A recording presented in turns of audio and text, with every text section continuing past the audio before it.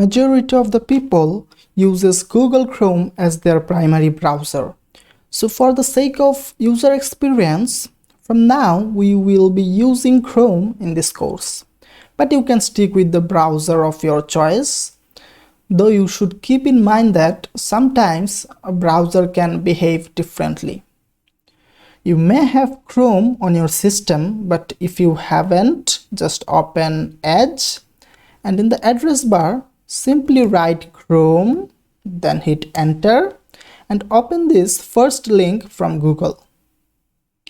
Then click on this download Chrome button. The download will start shortly and it has been finished in a second. So let's open this setup file. Just click on this open file button. So it's asking for my password, so I'm gonna verify myself.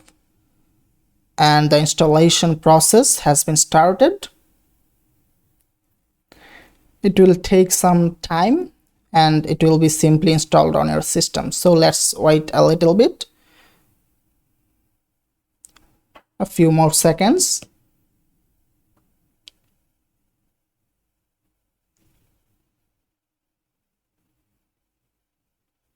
It can take 5 or 6 seconds more. So let's wait. Installing.